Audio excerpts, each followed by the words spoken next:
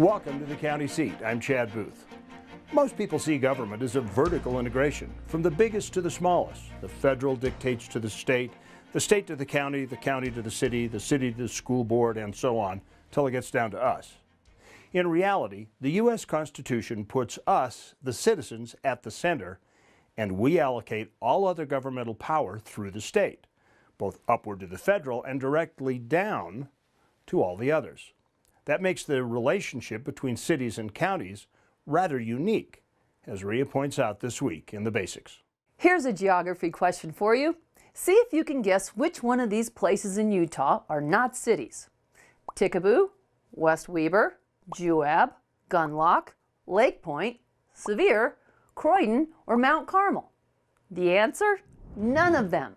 While every one of them is a community here in the state, they are not incorporated as cities. They are just places where people live within a county. So what makes a city and a county a county? Well, it has to do more with function than title.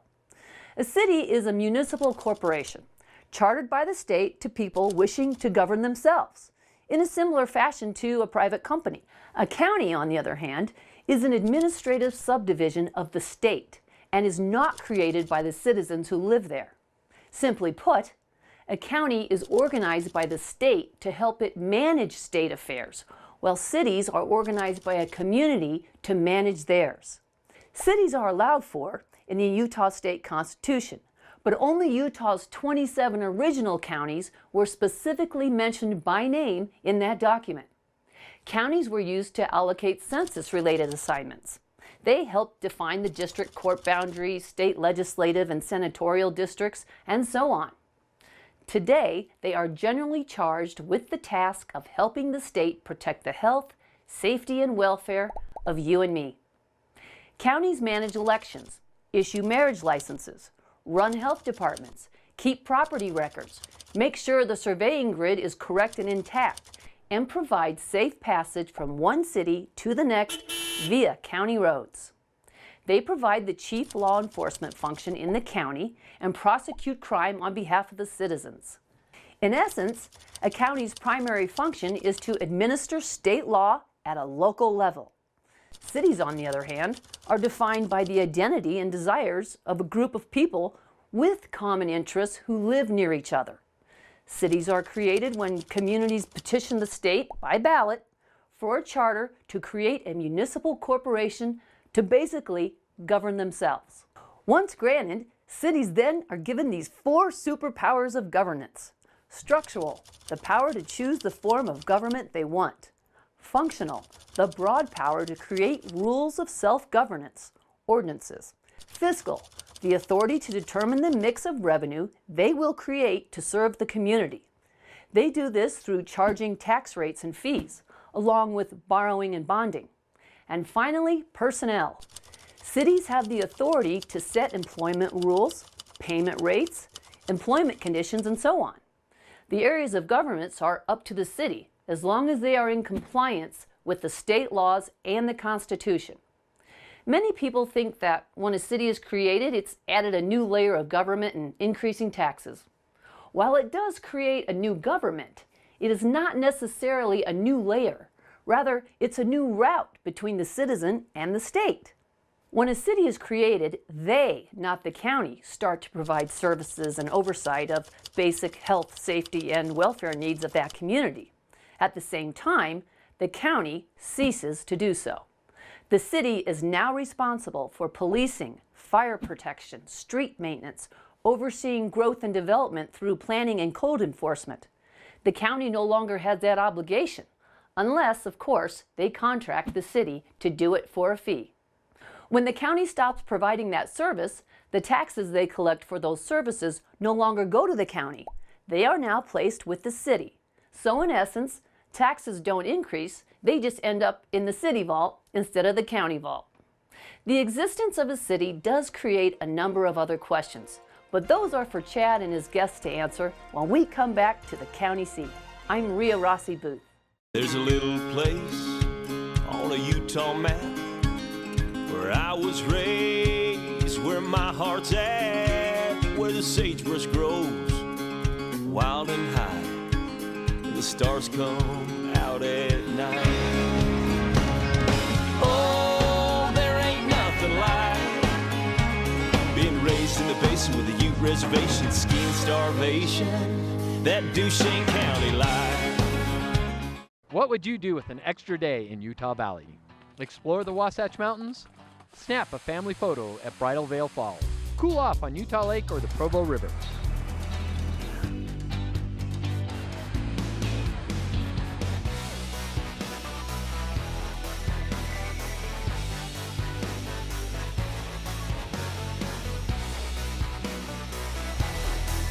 No matter what you're searching for, you can find it in Utah Valley. Bring everyone together.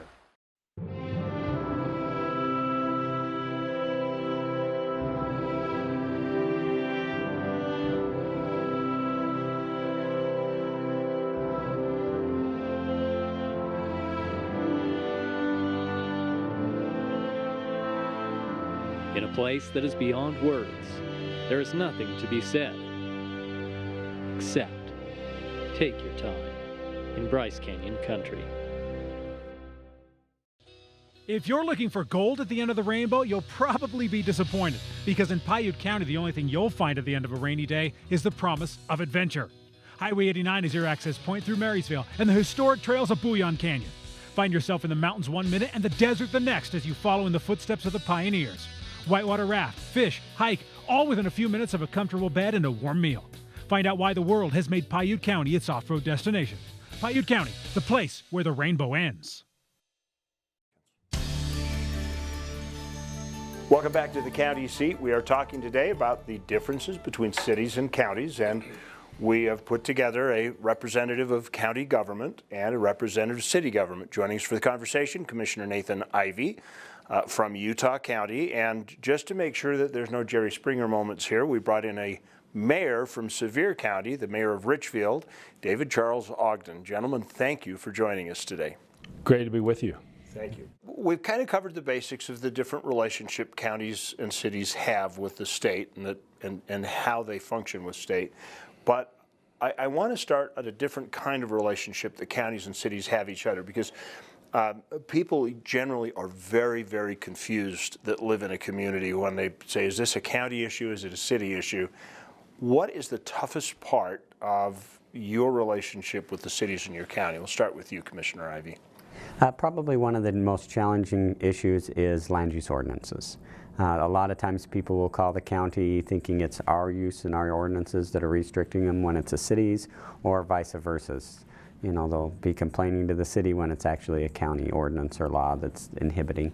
And so I think understanding the jurisdictional separations and the ordinance separations often causes a lot of conflict for the citizens and confusion. What is your biggest problem as a mayor working with a county? Well, we don't have many problems with our county. Our county commissioners are wonderful, good people, hardworking, and we just, you know, jurisdictional questions is a problem, but that can usually be solved by just talking it out, explaining where you live, who's in charge in that area, and we just usually get it worked out quite well. It's not really a big problem.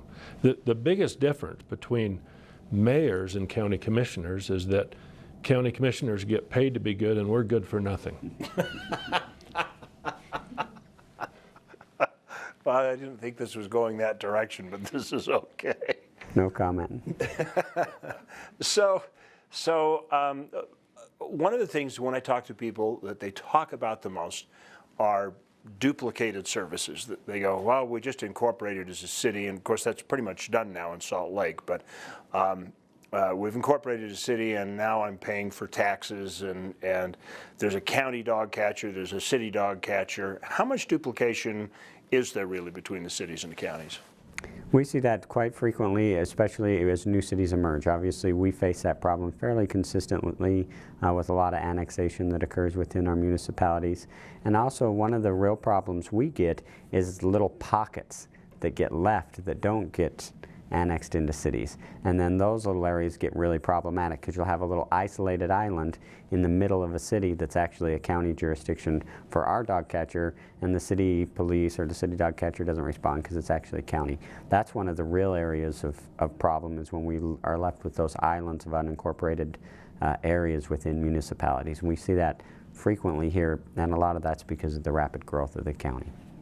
That's also a problem for us, Chad. We've just been working with our commissioners recently to try to get some of those pockets into the city. And they've given us their blessing to do that and their encouragement for just these reasons, because it's kind of confusing for the citizens that live in those little pockets. I imagine it could be pretty costly for a county. I mean, if you've got an area that's like 4 blocks by 4 blocks and you have to drive a half a mile or 2 miles through the city with the snowplow just to plow those few streets, it probably really, it hampers your budget and your time probably. Very much so, and that's why it's critical that we have good working relationships with our cities, our mayors and city councils, and that we go through those incorporation processes properly and holistically so that we avoid those financial problems that arise when we get those pockets created. This has just brought up another question that I see quite frequently, is people say, I don't want to be annexed into the city because my taxes are going to go up. Explain that. Is that really an issue? Not necessarily. It just is different. They get taxed from a different direction, but it doesn't really cost them more to be in the city. It actually can save them. And the reason that cities were incorporated to begin with is to save on services. Well, originally it was for protection back in the day, but now it's to save on services, and that can happen if you're right on the doorstep of the city or you're in the city and in one of those unincorporated areas. I think that's where it's important to understand the model of governance that your county and your cities and your municipalities have. For instance, in Utah County, in the county itself, we actually don't offer services. We don't have sewer, water, etc. And so we've ensured through that model that our growth occurs in the city. So you might cost more if you are incorporated in, but that's because you're all of a sudden getting a sewer hookup, you're getting a water hookup, you're getting those services being delivered to you. And so that's actually what you're paying for. And so you're actually getting a lot more in that case than what we would have been providing otherwise. Well, so, Nathan, you're poised to be one of the places. I mean, Salt Lake County is pretty much filled up. There's Emigration Canyon.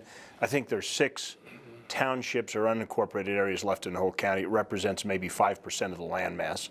You're going to be in that spot, I would imagine, in the next 20 years. How do you plan for that in losing all that service that you're now providing? I think that's where this relationship becomes critical that we have with our mayors and our councils and our planning, particularly with our regional planning organizations. We have in Utah County, we have MAG, it's a regional planning organization, and the purpose and function of that is to make sure that the various cities get together, that they coordinate their efforts, and that the county coordinates their efforts on everything from connecting sewer lines, water lines, roads, infrastructure, so that as that growth occurs, it becomes seamless. I have good friends that live down in the Richfield area in Annabella, and you know, there's distinction between those cities right now. There could become a point in time where Annabella and Richfield look a lot alike, so I'm sure those regional planning things have to occur there as well, so that you have a master plan of where you're going as a community. They do indeed. Just tomorrow we're meeting with one of our commissioners and the county road person, and we're going to talk about a new road going between Richfield and Annabelle, and it will provide great service for the people in Annabelle to get out to the freeway more quickly, and yet it goes through some of our property, and we're working together to make that happen. It's a good thing. Cooperation is so important, and we're very fortunate in our county to have great commissioners and mayors that want to work together. So it's a good thing. So are you caught as a county just trying to connect the dots between the cities, and that ends up being a lot of your planning until they butt up against each other? A lot of our planning and role as a county entity particularly is that. It's connecting the dots. We're the liaison. We're We're the one great big whole that tries to pull everyone together. And that's a lot of our role, is to make sure that that coordination happens from municipality to municipality. How different would it be if you guys traded jobs? I mean, would that be like a seismic shift? Or, you know, some people look at it and say, well, they're just doing the same thing. They're just doing it for a different boss. Well, all mayors, and I assume all county commissioners, are really full-time people. They may have a job, they may work at something else, but essentially you're a full-time mayor. And I imagine you do this full-time. Yes. So we both work very hard at it. I think one of the distinctive factors is understanding your county form of government and your municipality form of government.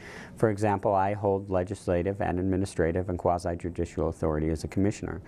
Many municipalities have that power separated into a council and a mayor that is only administrative, and some cities actually have mayors that do have legislative authority.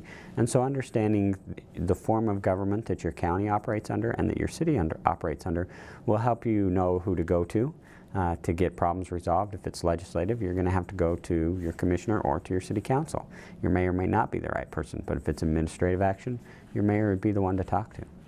And we also have a 6-county organization of governments, which really has opened my eyes to be involved in that, of how they work together in a regional form of government that helps provide services for citizens, and that's also a very good thing. So that's kind of interesting. When it's in the 6-county regional office, that's Russ Crowley's joint.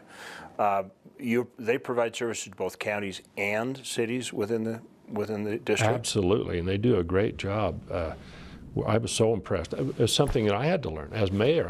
I found out that there are other services available for our citizens. They just need to be made aware of it. I think this is a critical component to this discussion here, because it brings up the underlying point of what I think this is about, and that's the effect that local government has on citizens' lives. They can adapt in Richfield and come up with models like the 6th County. We have MAG, we have our other municipalities. When you govern locally, you are able to adapt and make the best decisions for your citizens that greatly impact their life and do the most for them. That's why it's absolutely essential that we have a look at a new localism in America, that we have a look at our mayor, and that you realize it's more important who you vote into the commission seat in your council than it is for president, because we're making the decisions and have the flexibility to affect your lives in a positive way that the national scene will never have. And it's an accessible thing, It's accessible. We're your neighbor. Yep. I think, amen to that. Any final thoughts? Well, I'd just like to say that everybody needs a place to be from and a place to come home to. And that's the reason that cities and counties exist.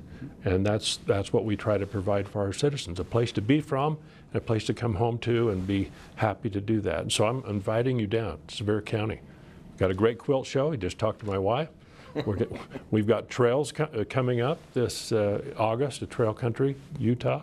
Love to have you come down, and you too, Nathan. They're going to have horse rides. So we do. I know you'd like that. Yes, we were down there with UAC not too long ago on an ATV trail ride, and it's a beautiful area. And again, I think that's just an illustration of the services that we can provide for our citizens, and how dedicated we are as locally elected officials to providing that improved quality of life at that local level. Well, thank you. Thank you, Nathan, for making this nice conference room available at the County Administrative Office here in Utah County, where we've taped this segment. We will be right back with the county seat. We will continue our conversation. We will take a close look in our On the Ground segment at the transition between unincorporated or county governance and city governance as we recount the creation of the city. We'll be back with the county seat in just a minute.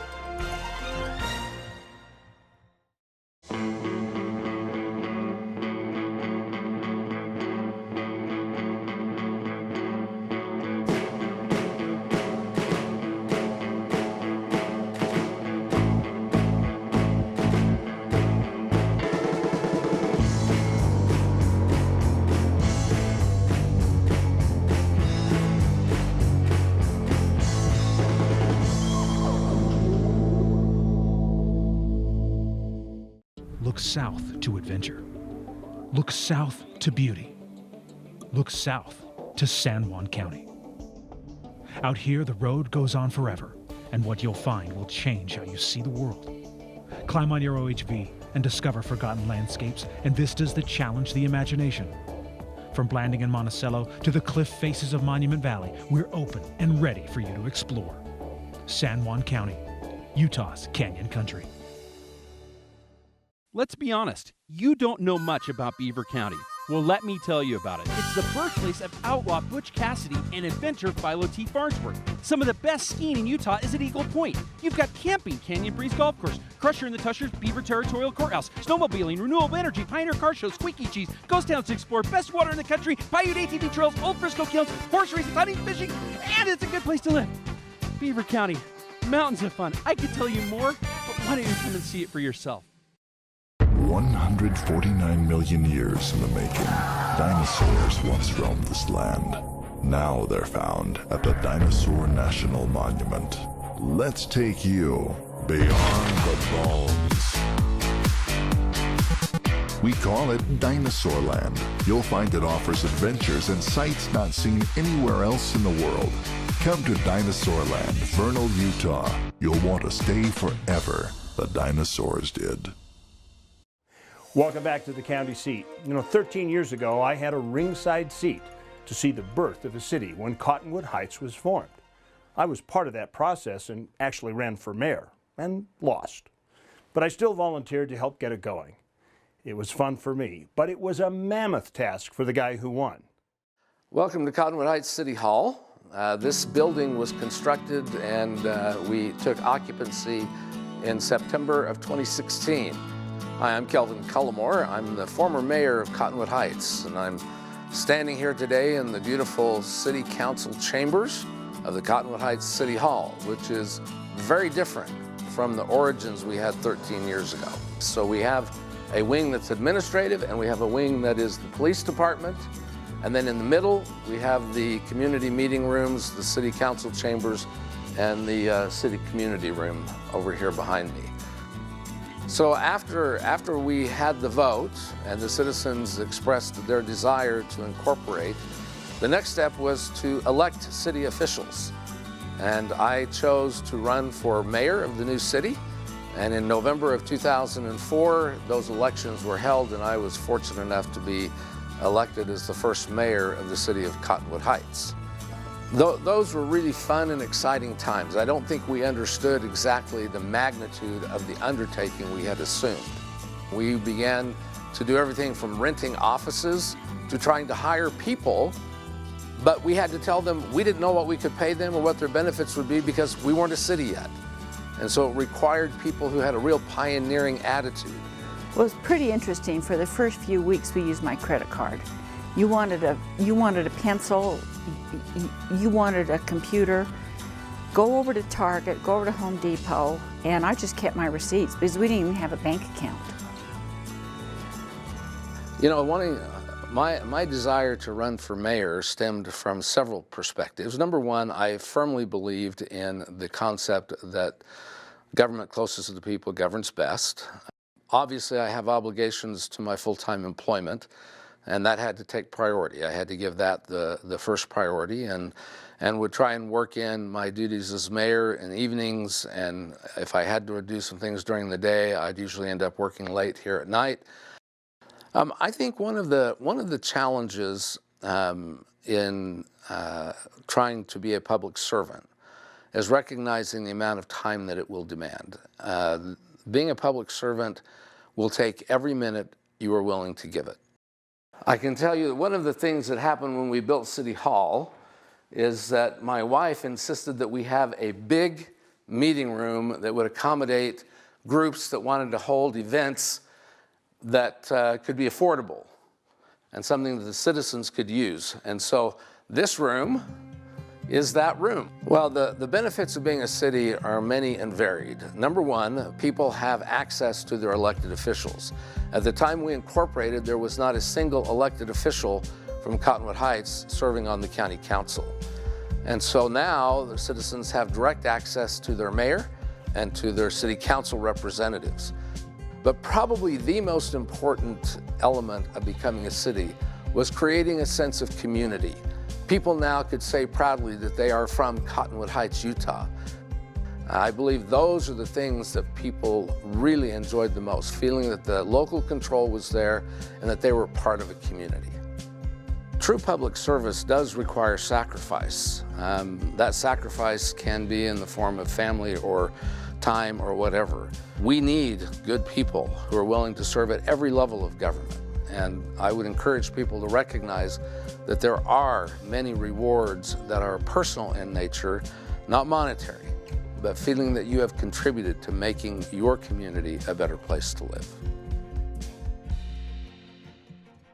We'll be back with some last-minute thoughts in just a minute. Planning your next conference or corporate event?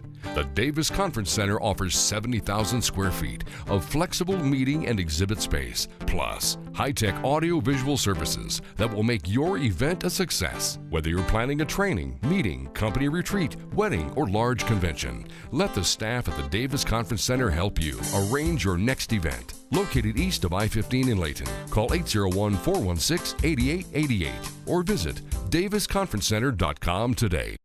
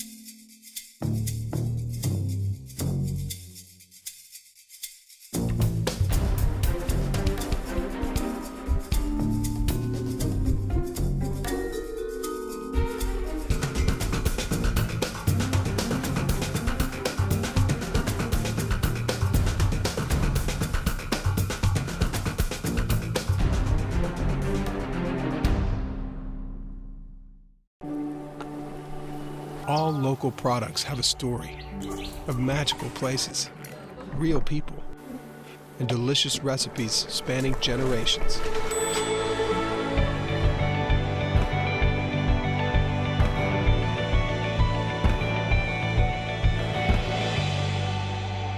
So go ahead and discover flavors you've never tasted and friends you never knew you had.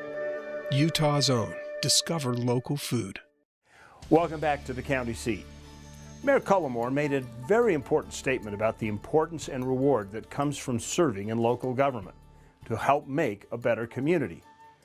Serving in local office does not take special training, just a drive to do so. You know, I once asked the mayor of Circleville, Utah, how he got to be mayor. His response was surprising. He said, "Well, it was my turn." In reality, that is the best motive, service. You see, the quality of candidates improve when candidates of quality are willing to run. And simply put, that's my 2 cents worth. Thanks for watching today. Please share your thoughts with us on social media. Here are the places to go. And share and like our page to get the word out. We'll see you next week on the County Seat.